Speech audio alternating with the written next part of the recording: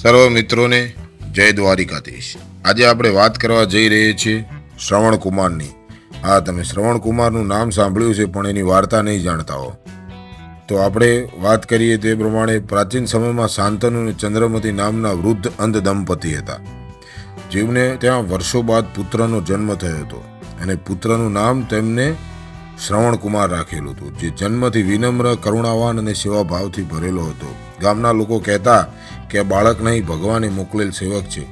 માતા પિતા અંધ હતા, તેથી બાળપણથી શ્રવણ તેમની દરેક જરૂરિયાતો પૂરી કરતો અને તેના જીવનનો ધ્યેય હતો માતા પિતાની સેવા, બીજું કંઈ જ નહીં। શ્રવણ જેમ જેમ દિવસો ગયા તેમ યુવાન બન્યો, પણ એના હૃદયમાં નિષ્ઠા એ જ રહી। તેણે એક મજબૂત કાંધિયો બનાવ્યો, કાવડ જેવા પાટલા મૂક્યા અને બંને આજુબાજુમાં માતા પિતાને બેસાડી અને દરેક નદીએ શ્રવણ એમને લઈ જતો, દરેક દેવસ્થાનના દર્શન કરાવતો અને દરેક નદીનું પાણી પીવડાવતો। દિવસ રાત ફરતો અને નદી પાસે લઈ જઈને દરેક નદીની યાત્રા કરાવતો। ગામના લોકો આ દ્રશ્યો જોઈને ભાવ વિભોર થઈ જતા અને આવો પુત્ર હોય, અને લોકો બોલતા કે શ્રવણ કુમાર માતા પિતા માટે ઘણા તીર્થધામ કરાવી અને ગંગા, સરયુ, પુષ્કર ગયા દરેક સ્થળે તે તેમને સ્વયં પાણી પીવડાવતો અને ભોજન કરાવતો। એક દિવસ એવું બને છે કે માતાએ પિતાએ કહ્યું કે બેટા, અમારે થોડું પાણી પીવું છે અને ઘણો થાક લાગ્યો છે।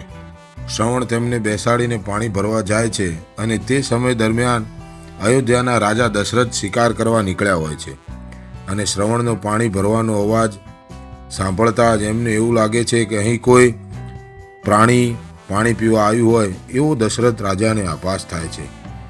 અને એવું સાંભળીને દશરથ રાજા અંધકારમાં જ ત્યાં શબ્દદોષી બાણ ચલાવે છે અને એ બાણ સીધું જઈને શ્રવણને વાગે છે અને આ શ્રવણને બાણ વાગતા એ અવાજ એના માતા પિતાના કાને પડે છે।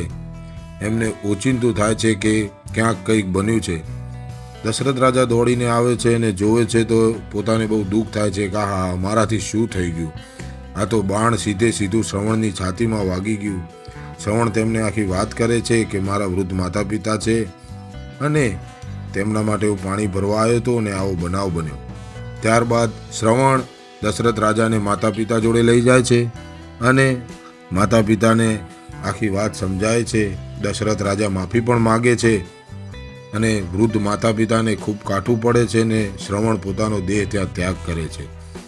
તે દરમિયાન શ્રવણના માતા પિતા દશરથ રાજાને શ્રાપ આપે છે કે આજે જેમ અમે પુત્ર વિયોગમાં મરીએ છીએ, આવી જ રીતે તમે પણ એક દિવસ રાજન પુત્ર વિયોગમાં મરશો અને આ હત્યાનું પાપ તમને લાગશે। તેથી જ રામને આ શબ્દોને લઈને વનવાસ થયો હતો અને દશરથ રાજાને પુત્રનો વિયોગ ભોગવવો પડ્યો હતો। જય દ્વારિકાધીશ।